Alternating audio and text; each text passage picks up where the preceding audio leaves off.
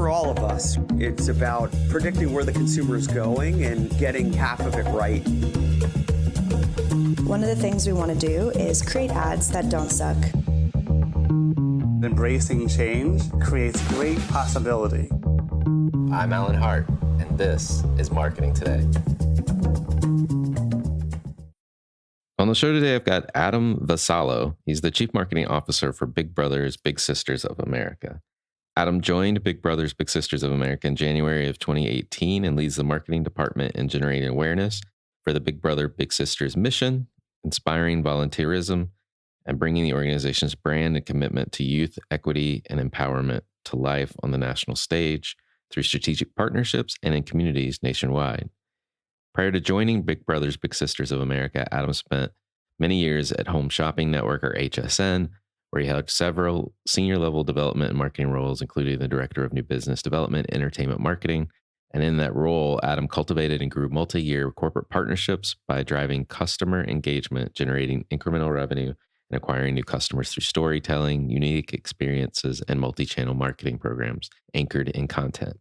Now, Adam's also a two-time Big Brother and is currently matched with his little brother, Giovanni.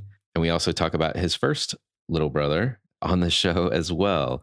Beyond his first experience with Big Brothers Big Sisters, we get into his pathway to that role. We talk about what the organization is trying to accomplish and the fact that they were actually founded in 1904, which I did not know that they were that storied of an organization. We talk about a national campaign that they've recently launched and how actually cultural icons like Alu Black and many others have come to the organization to help grow the connection in culture, sports, fashion, art, and many other places. So I hope you enjoy this conversation with Adam Vasallo.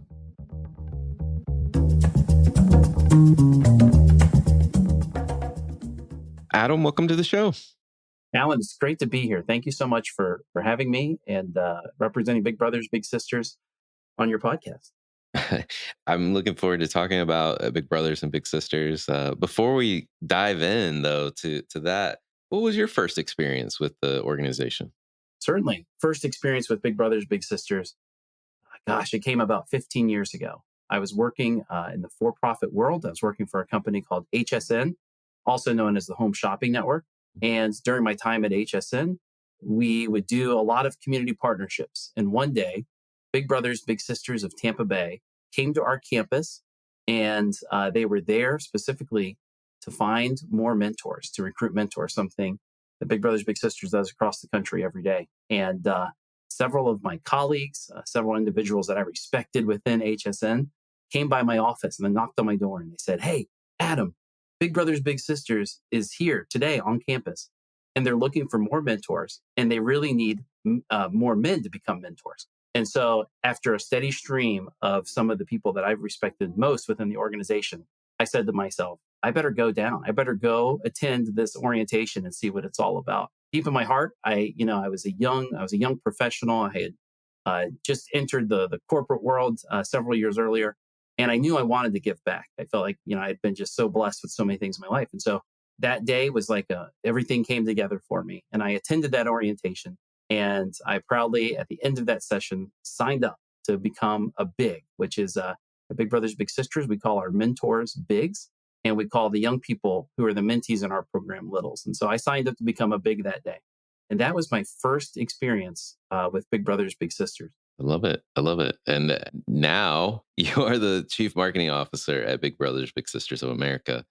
So we know you at some point were at Home Shopping Network, but where did you get your start in your career and kind of what were some of the steps along the way to where you are now? Certainly. My undergrad is actually in mass communications. And so why did I choose mass communications? At my core, to this day, I just love storytelling. I feel like stories are empowering and stories move us and stories inspire us to do new things and great things every day. And so I've always just gravitated towards the magic of stories. And I used that mass communications degree that I got in my undergrad to enter a field where I could do storytelling. And so my first job out of college, like so many people I meet within the marketing industry, was actually as a television reporter, as a TV journalist.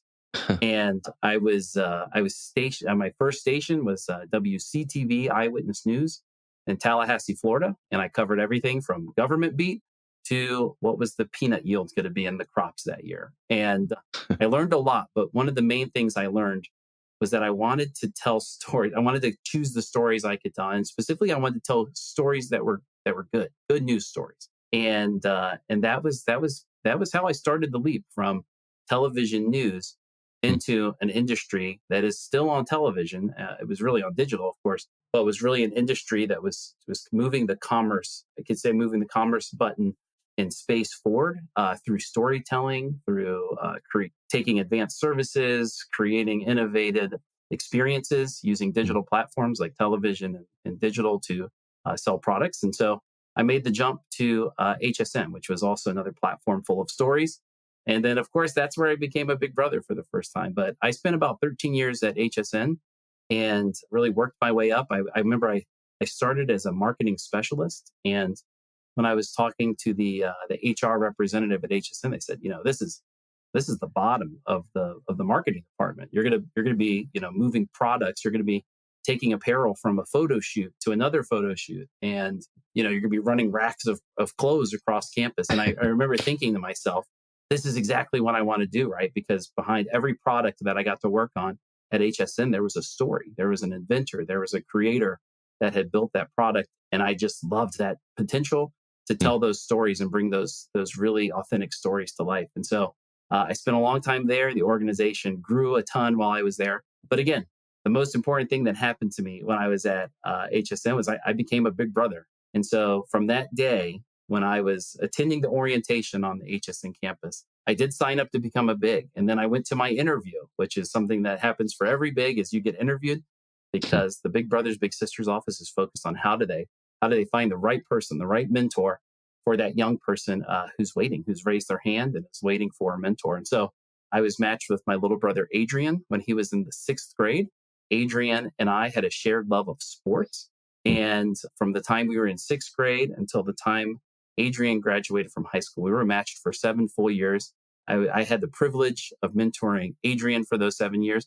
He mentored me. It was a two-way street. And to this day, I feel like I got more out of the experience than Adrian did. Adrian went on to be a college football player. It's just, the mentoring relationships that we create at Big Brothers Big Sisters, they evolve into friendships, lifelong friendships with lifelong impact. And I think the way I can just bring it full circle is that a few years ago, my son, who is 8 years old, plays in a flag football league, and Adrian, as an adult now, a father of 2 daughters, is a referee, has been a referee in that league. So it's those full circle moments. So Adrian had a profound impact on me. It all started while I was an employee at HSN, but it was through that, my passion for the community work that I was doing Big Brothers Big Sisters in. Like happens to many of us, when you're working in your passion, when you're putting you're putting your extra time into something that you're passionate about building. I was recruited from HSN by Big Brothers Big Sisters of America, and that's how I got here in this role today. I love it. And the strong connection to the organization, obviously, we've talked about. Talk a little bit more, if you don't mind, about Big Brothers Big Sisters of America. And for those people that, may have been living under a rock and maybe listening to this, not feel like they've heard the name, like give a little sense of the size, the scope, how you guys are organized. Certainly. Yes. Big Brothers Big Sisters, likely an organization that many have heard about. Big Brothers Big Sisters was founded in 1904 in New York City. Again, I'll say it, 1904. That's a long time ago. That means 2024 is our 120th anniversary of providing mentoring and empowering youth development to young people across this country. We were founded when a clerk of court in the Children's Court of New York City, a gentleman named Ernest Coulter, saw kids coming through his court every day. And what he quickly figured out was that these young people weren't bad kids. They weren't trying. They weren't waking up in the morning and trying to go out and commit a crime. What he realized was these were young people who needed empowerment. They needed to see it, right? We use the saying a lot, if you can see it, you can be it. And so Mr. Coulter realized that very early on and decided, I'm going to get a group of my friends together outside of my day job, and I'm going to find a group of individuals I know, to become mentors to the young people in my community. And that is how Big Brothers Big Sisters was founded back in 1904 in New York City. It was founded as an innovative alternative to the juvenile justice system. And so from that founding in 1904 to 120 years later in 2024, Big Brothers Big Sisters has had the principles of justice, equity, diversity, and inclusion have been a part of our mission. And in that time, Big Brothers Big Sisters has grown from that startup in New York City. We now have more than 230 local Big Brothers Big Sisters agencies serving communities across the country. Collectively, they serve more than 5,000 communities. These local Big Brothers Big Sisters are operating in all 50 states. And in the past decade, we've served 2 million bigs and littles across the country. So the impact has been profound, long lasting, impacting, and the stories of impact and empowerment really drive our mission forward 100 years later. That's amazing. I mean, and quite the impact too. I mean, just the 2 million served in total, and quite. I mean, in 1904. I mean, I wasn't I was around then, but like that is hugely innovative to think about a clerk of court and trying to think about. Like, I'm sure seeing the symptoms of what was going on versus addressing the root problem. I mean, I did not know. I did not know the organization was that old, so to speak. Yeah, That's amazing. That's yeah, no, amazing. it's a story that motivates all of us within our organization. It's one that we share frequently. And after Mr. Coulter, that's one of the great parts of the movement Mm. is you started to see because right there's no internet back then, there's no social Right. media, nobody Yeah. sharing on Facebook that hey, I just started this great mentoring program for young people in my community. No, it was word of mouth, and it was the results that were being seen in communities. So what you see are these in-person connections and these convenings that happen across the country. And so you see Cincinnati, Ohio, a Big Brothers Big Sisters agency, starts serving the community all the way down to Washington, D.C., and then many smaller communities. 70% of the Big Brothers Big Sisters agencies across the country today serve rural communities across the country. So yeah, just a significant footprint and really a part of the fabric of American culture. Love it. Well, I know, one of the things you've recently done is launch a new national brand campaign. I'd love for you to tell me a little bit about the campaign itself and how it came to life. Absolutely. The campaign is called It Takes Little to Be Big. And we launched the campaign in September of 2023. We did this really inspired by the fact that there's currently 1 in 6 kids growing up in America say they're growing up without a caring adult mentor. And so at Big Brothers Big Sisters, that is a challenge. That is something we want to make sure. We want to make sure every kid's growing up with a mentor who's going to have a positive impact throughout their life. And for Big Brothers Big Sisters, It Takes Little to Be Big was created to be a marketing platform. So it's a campaign that doesn't have an end date. It is one that we built to be versatile so that we can use this campaign to attract volunteers and inspire volunteers to join our mission. And at the same time, we want to make sure that it is also a campaign that resonates with donors who are investing in our mission and seeing the power and the story and the impact of our mission and the positive effects it's having on their communities. And so we created It Takes Little to Be Big in partnership with Dentsu Creative. But what really takes this campaign to its national scale are the wonderful partners that we've had step forward. These are paid media partners. These are in-kind media partners who are inspired by our mission. And the biggest partners that we have, Alan, Mm. are the 230 local Big Brothers Big Sisters agencies across the country. Because these are agencies that are in communities, they're doing this work, they're holding audiences on a regular basis, they're working with local employers, they're working with local schools. And so while at our national office, which is where I work at Big Brothers Big Sisters of America, Mm. we bring It Takes Little to Be Big through channels nationwide. On the grounds, kind of grassroots across the country, the 230 plus Big Brothers Big Sisters agencies across the country are bringing It Takes Little to Be Big through their communities, through their channels, and through their partnerships in local communities. It's resonated really well in these just first few months that we've been live. And we're really excited to see the campaign continue to build and continue to grow as we move forward into the new year. Yeah. And having taken a look at the campaign, it looked like the two things you were trying to drive were around volunteers and donors. Is that right? That's right. That's right. Volunteers and donors are the two key audiences we're driving within these audiences, right? Because this is the beautiful thing about targeting is we've gotten to know our customers, we've gotten to know our target audiences, And what we see, whether it's in volunteerism or in potential donors, is we have an incredible group of alumni.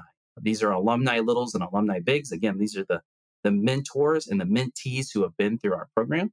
And for these alumni, we're setting out, our goal is to bring back 1 million, what we say is 1 million alumni and champions. That is our goal for the campaign. And you might say, why alumni? And what we found out was not just that there's 2 million alumni who have gone through our program in the past 10 years, but when we surveyed those alumni, we found out that 85% of them said that Big Brothers Big Sisters changed their life for the better. And those were both the bigs, so the adults that went through our program, as well as the littles. And so we knew we had a group with high affinity that we really had to lean into. And so while volunteers and donors are, key audiences for us, our alumni are really that important subgroup that we're looking to engage with the campaign. I love it. I love it. And I mean, one thing, I always think about with volunteer organizations and organizations like yours is like, what are some of the barriers, if you will, that you're trying to overcome as you try to recruit new, or you try to reactivate those that have been in a part of the organization in the. It's a great question, Alan. And for us, the campaign, it takes a little bit big and launched in September of 2023.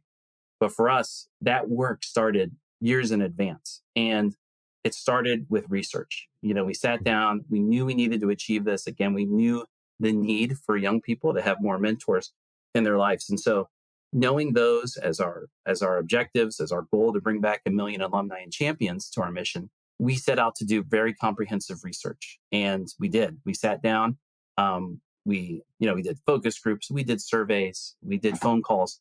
And what we found in that research was very universal, was that there were two barriers to becoming involved with the Big Brothers Big Sisters mission. And the first barrier is the barrier of time.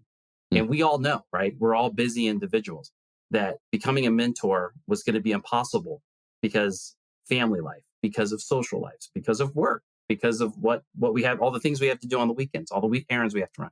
And so time was identified as one of these barriers to becoming a part of the Big Brothers Big Sisters mission. And at Big Brothers Big Sisters, what we know is that to be a mentor, to be a big in our program, it only requires a couple hours a month.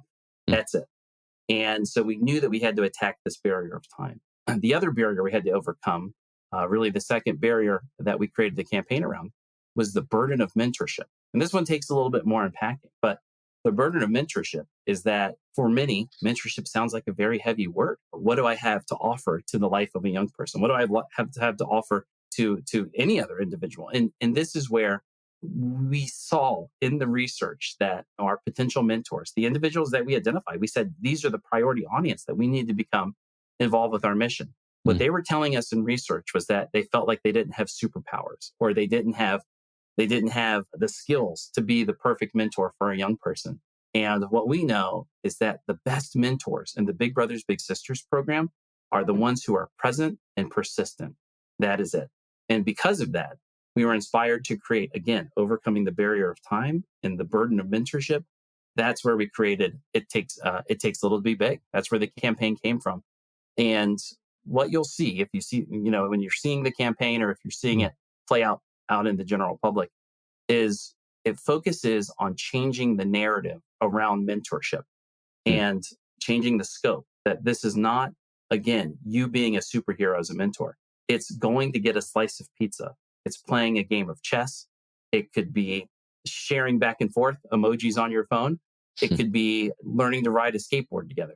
These are the things that bigs and littles are doing across the country today. And they might not sound really big, but they're having a significant impact in the lives of our young people. And so the campaign, It Takes Little to Be Big, was created to challenge and to overcome those misconceptions of our mission.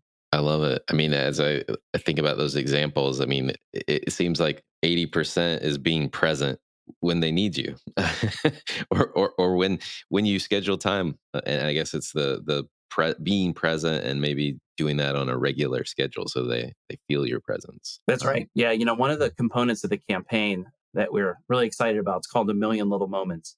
And this is a place where we're engaging everybody, whether you were a part of the Big Brothers Big Sisters mission or not. But we're engaging audiences across social to share those mentorship stories, right? Because all of us have had We've had that teacher, we've had that caring neighbor, we've had a sports coach, we've had a number of caring adults who have come through our lives and inspired us to try something new, to have confidence, just to talk, to be open and talk about, our dreams and what we're trying to achieve. And so our goal is to help this campaign is to bring out all those mentorship stories because everybody, we believe, is the product of mentorship.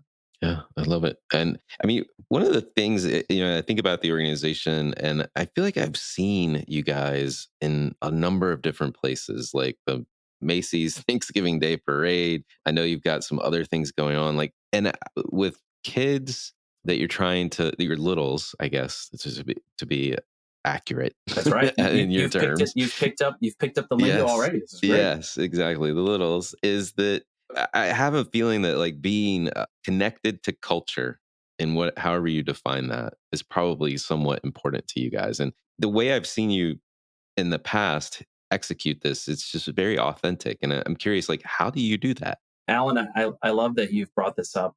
As you know, we launched It Takes Little to Be Big just a few months ago. And as we look to sustain this campaign and have it really take hold and take root, one of our key strategies to do so is what we're calling connection to culture. Mm. And I'm glad you're seeing it. That's the goal, is that you're seeing it out there. But what we've identified, what we know is that, again, back to our research, is the individuals that we need to inspire to become a part of our mission, to become mentors, become donors, to become supporters. They're going about their everyday life and they're not waking up in the morning and thinking, I need to sign up to become a big today. I need to mentor a child in my community.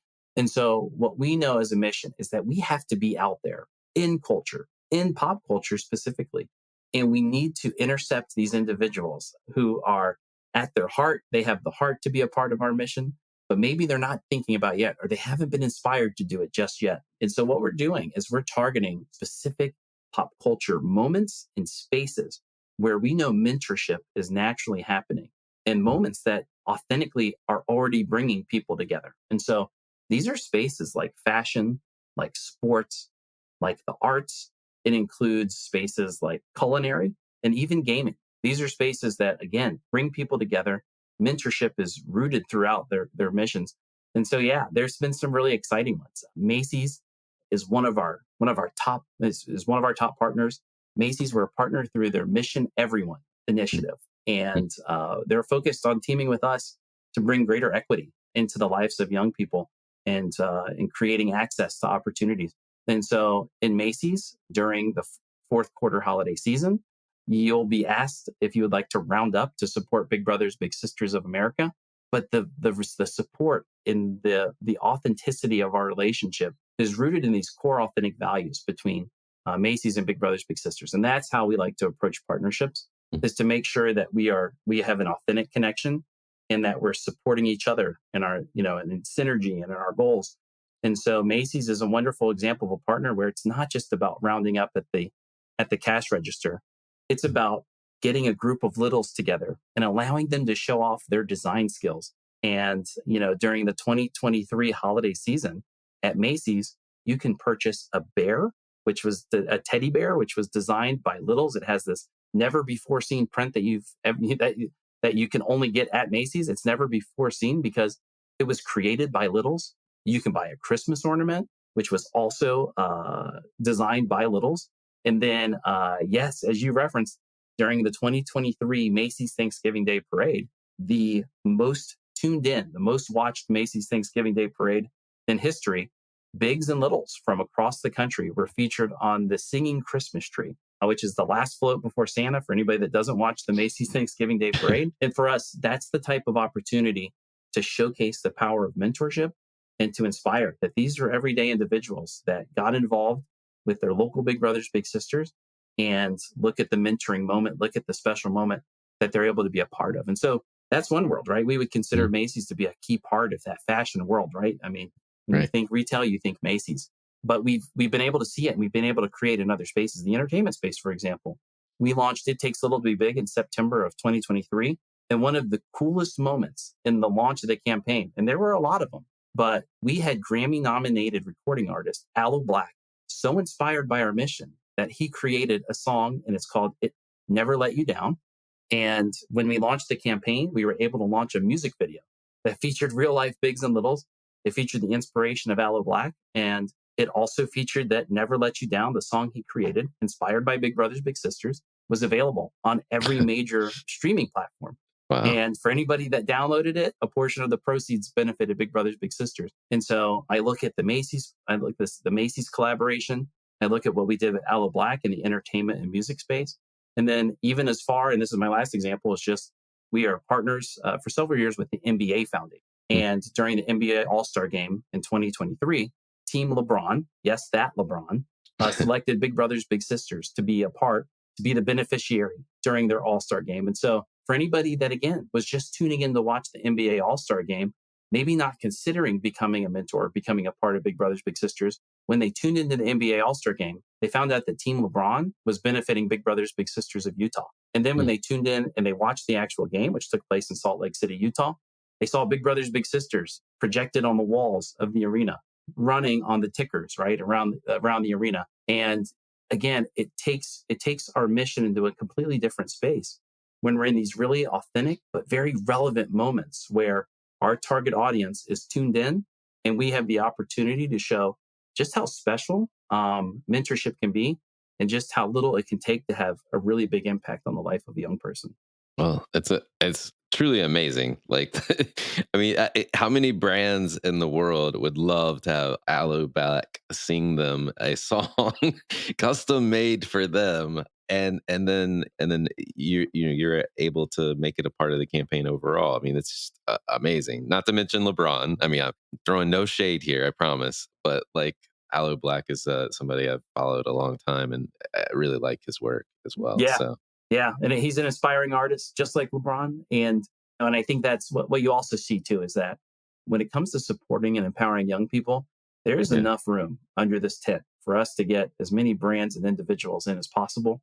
It's really special to support a mission that has this type of impact. yeah, no, I love it. I love it. Well, kudos on all the work that you're doing with the 120-year organization. You're keeping it fresh, my friend. You're keeping it fresh. That's right. It's like being a part of I always want to feel like it's a part of like a startup, right? Where you have that energy and that passion and you're reinventing, but you're reinventing for the sake of continuing to advance the mission, to look at things through, a fresh set of lens. And I think that's a great way to just continue to innovate and push the envelope and not relax, not feel like, hey, we've served 2 million bigs and littles in the past decade. Our focus is on reaching the young people that need us the most. Love it. Well, one of the things we like to do on the show is to get to know you a little bit better, like the person behind the microphone, so to speak. And my favorite question to ask everyone that comes on the show is, has there been an experience of your past that defines or makes up who you are today? Oh, Alan, that's a deep question. Yeah, I know. It's a favorite though. It's So a favorite. And gosh, mine might be unique, right? Because I don't know, what I'm about to share isn't necessarily my specific experience, but Mhm. what it is it's something that I've always felt like is really ingrained in my soul, in my DNA. Mm. And I really feel like it's what brought me to this work. I shared earlier that many of my coworkers at HSN said, "Hey, you got to go. Big Brothers Big Sisters is here, and they're recruiting more mentors to become bigs for young people in the community." But in my heart that day, even as before I got there, I always knew I wanted to give back and support young people, and I just didn't know how. And then that day is how I found out how. Big Brothers Big Sisters told me how, and it was really inspired by I'm a first generation American. My father is a Cuban immigrant. When he was 15 years old, he had to escape newly communist Cuba. And the only way for him to get out, because of circumstances surrounding his family and just the country, which was in complete turmoil, was that my father at 15 years old had to leave Cuba and go to a orphanage and live in a Catholic orphanage in Spain. It's actually it's called the Peter Pan flights. And this was a way for the Catholic Church to help young boys that were teenagers in Cuba to escape communist Cuba before being enlisted in the military for a large part of their adult life. So my father escaped at age 15. He left his mother, he left his father, he left his 3 sisters, everything he knew, to go live in a completely different country and in an orphanage. And my father's goal, though, was to get to the United States, was get to America, because he had 2 uncles that lived in the United States. And if he could get here, he could start his life. He could actually start a foundation for his parents and his sisters to eventually move to America. And I think of what I was like when I was 15 years old. This really had an impact on me when I was 15. So I think, oh my gosh, here I am just trying to like make it through geometry, and my father Right. was fighting for his existence. Yeah. Living in an orphanage, but trying to get himself to the United States. And again, no cell phones to store your information. So my dad had handwritten phone numbers and handwritten addresses. And he, unbelievably, in 1 year, was able to get all of his paperwork necessary in line by himself in Spain to travel to America, where he was eventually reunited with his uncles who lived in Miami. And along that journey, there was a Catholic priest that oversaw the orphanage that didn't just take in my father, but took in thousands of other boys. There was my uncles in the United States who waited and brought my father in. He started high school in the 1960s in the United States, and he didn't know any English, and he Right. quickly learned English. And so throughout my father's journey, which is just inspiring to me, he had caring adults that were not part of his family Hmm. that looked after him because they knew it was the right thing to do. And I equate it oftentimes to the mission of Big Brothers Big Sisters, because the one thing I know about my dad is that he didn't have to be saved. He didn't need anybody to save him. He was resilient. He had grit. But what my father needed was somebody to empower him. And that's what our mentors do for us every day. They empower us to be the best versions of ourselves that we can be.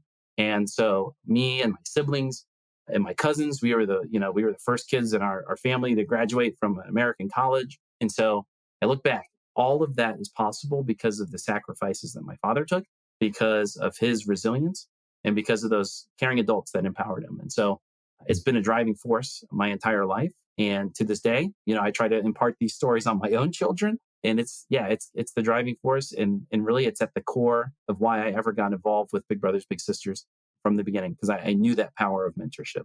It's an amazing story. And I can't even imagine having leave your homeland at that early age and somehow find your way from one country to another country, many, many, many thousands of miles away. It's no small feat. No Yeah, small he'll feat. tell the story. It's Cuba, we all know, is a very tropical island. Yeah. And when he landed, it was in October, he landed in Madrid, Oof. Spain. Yeah. And he remembers looking out the windows of his airplane. He'd never been on an airplane, but then he's looking out the window and he sees snow. And it's just like, I always think of like going from a tropical island to a snowy country in a different Right. continent. Again, just one of those jarring moments that is truly inspiring. Definitely. Well, if you were starting this journey of life all over again, what advice would you give your younger self? Gosh, I think this is another great question. These are good. I think these kind of all go hand in hand. I think the overall theme is just to be confident, right?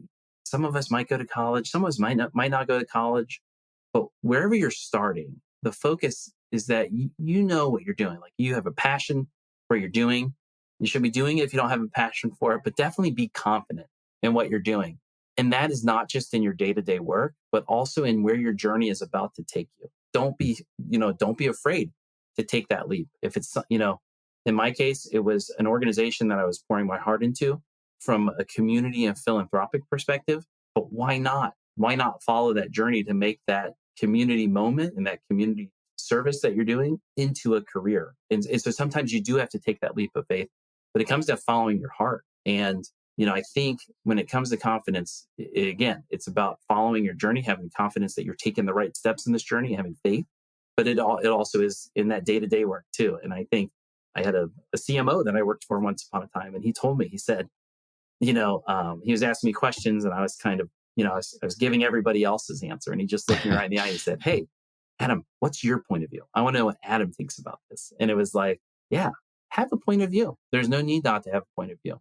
And so I think I always kind of come back to like, just be confident. Be confident in yourself, be confident in the work you're doing, and be confident that the steps that you're going to take in your journey are the right ones. Because ultimately, what your passion is and where you're going to go. Love that. Well, is there a topic either maybe you're trying to learn more about yourself or you think marketers in general need to be learning more about? Yeah.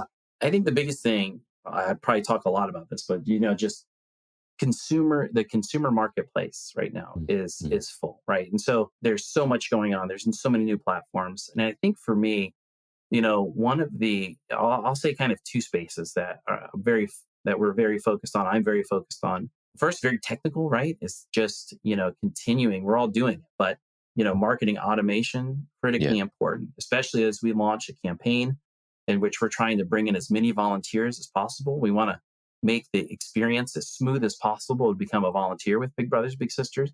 And at the end of the day, though, we're a mission that's founded on personal connection and human connection. And so for us, it's the balance between like, when do we need to get that automated message so that we are moving our prospects through our funnel, but at the same time, making sure that it still feels authentic and it still gives that human touch that the mission of Big Brothers Big Sisters is so well known for. And the need for automation is underscored. It's critical, and it's a best practice now in terms of bringing prospects into your organization and communicating with them. I think the other space I'm very focused on is just, I'd say, like impact storytelling, because we have 2 million alumni from the Big Brothers Big Sisters mission, 2 million alumni who have been through our program as a big or a little.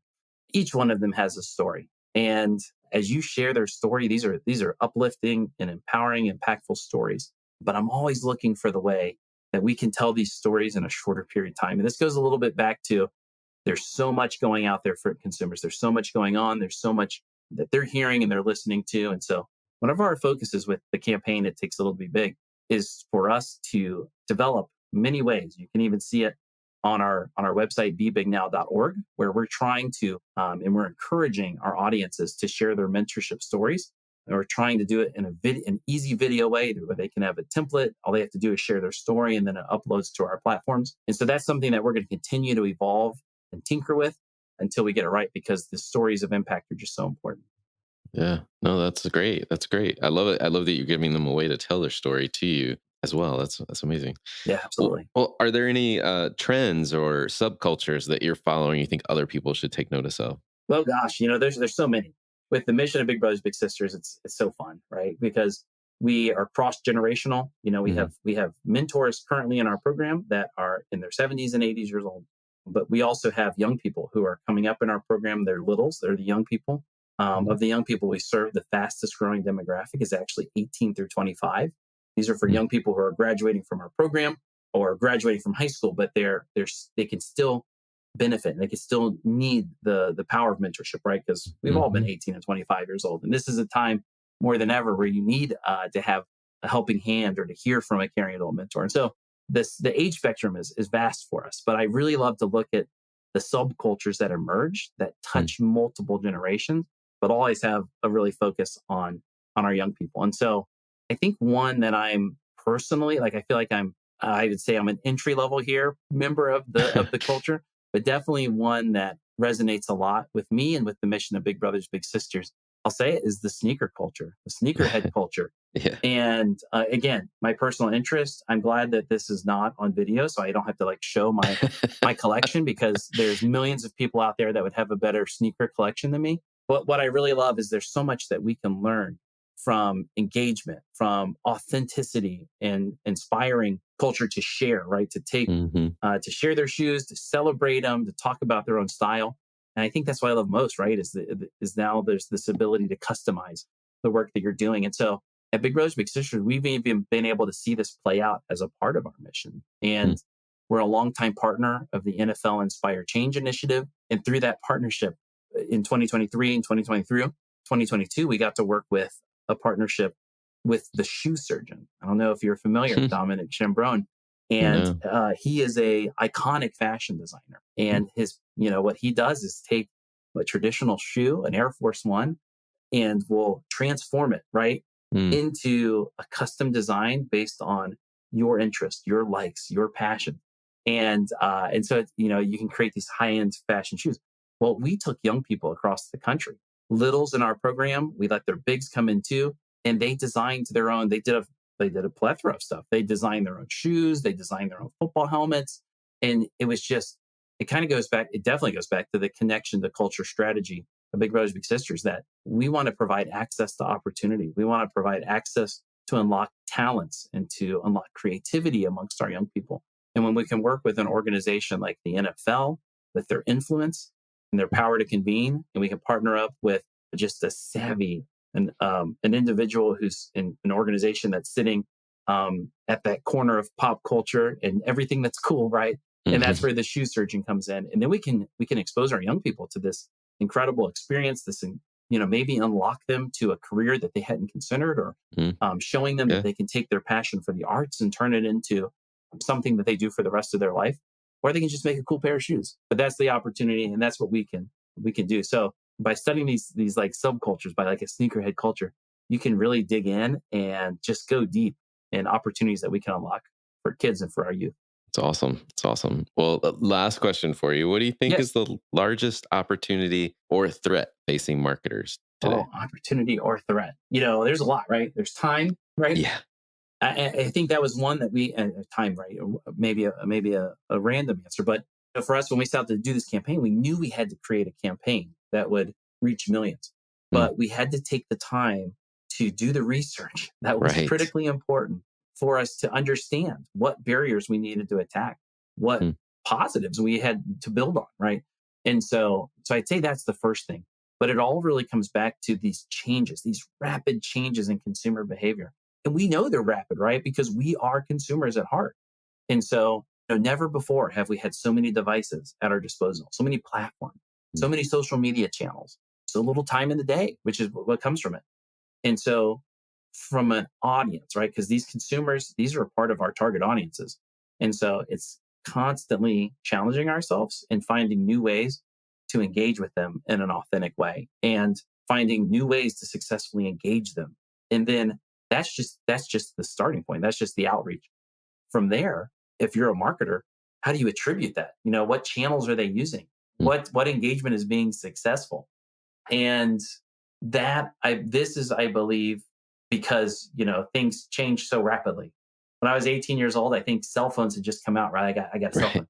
From the moment that might have been one of the first cell phones that came out. The moment that cell phone came out, the rapid change that we have seen in technology has been like no other time in our lives. And so, as the chief marketing officer for Big Brothers Big Sisters of America, the thing I continue to look to, especially as a CMO for a legacy brand, but also a CMO for a nonprofit, is that the importance of partnership continues to be just a critical space to help us continue to target and almost counter these rapid changes in consumer behavior. So, I think partnerships, both internal partners within your organization and external partners, are critically important. Brand partners can help you connect with your partner, can help you connect with your prospects in your target audience. Media partners who can help you connect with your target audience directly in the channels where they are. Agency partners who can help you be imaginative and think of new, innovative ways. It's a term that gets used a lot. It takes all of us. But in the marketing space, I think more collaboration and more partnership are two key ways that, again, you can form an authentic partnership that's rooted in your authentic core values and really help each other move your goals and achieve your goals together. I love it. Well, Adam, thank you so much for coming on the show and sharing the story about Big Brothers Big Sisters and going a little deeper on you as well. It was a great conversation.